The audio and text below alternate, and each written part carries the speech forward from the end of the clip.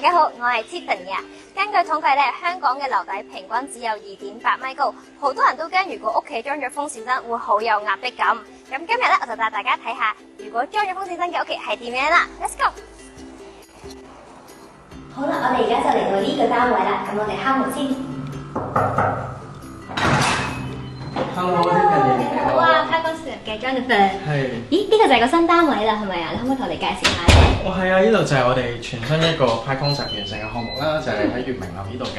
咁你主要見到咧，成間屋嘅色系咧就係黑白灰啦。咁因為戶主都中意一啲 modern 啊同埋型格啲嘅色系，咁所以主要就係呢三個色通啦。咁另外間局上面咧，廚房嘅位置都改咗啦。咁另外本身廳呢度咧係兩間眼鏡房嚟嘅，咁我哋都打通咗就改咗喺呢一邊嘅。咁而因為擴闊咗廳嘅空間嘅關係啦，咁我哋天花咧都裝咗一個無葉嘅風扇燈，咁你可以試下。好啊，你不如坐低試下啊。好啊。好啦，我哋而家就攞咗個 remote 啦，不如我哋試下佢風速啊。好。咦，我想問呢度樓底係幾高啊？呢度樓底大概2.7米度啦，咁如果淨係計客廳嘅 area 咧，大概有70至80尺度嘅。哦，好，我哋試下。我見到佢6度啊，不如去到最盡試下先。好啊。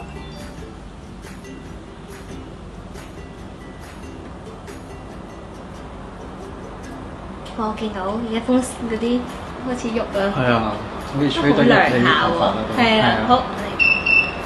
咁啊，佢有6段嘅風充足咧，都有啲好處嘅，就係咧，如果廚房嗰邊，因為呢個係 open area，咁如果6段嘅風速嘅時候咧，就照顧到埋廚房嗰邊嘅。哦，都幾方便喎。係㗎。好，咁跟住我見到中間咧有個月亮喎，呢個係一個夜燈功能，係咪？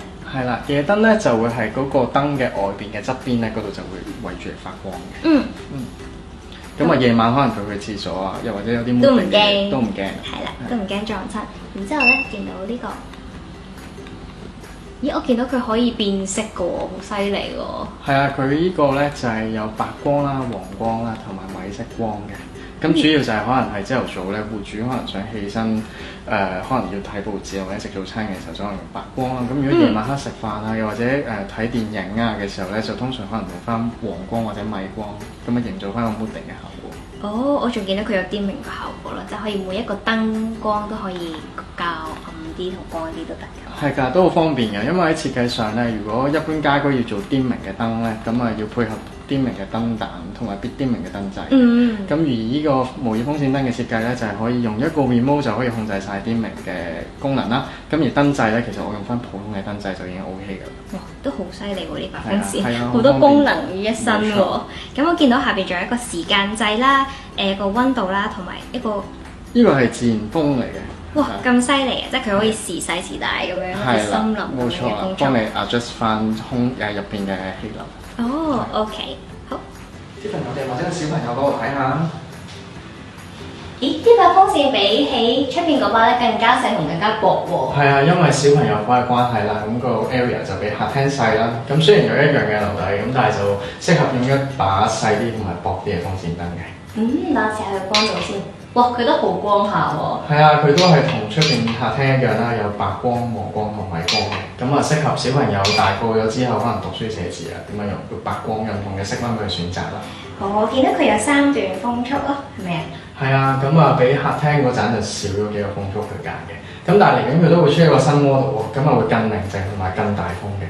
咁亦都做到順逆風嘅效果啦，咁啊做到冬暖夏涼嘅感覺。即係冬天都可以開。係啦，1年4季都啱用。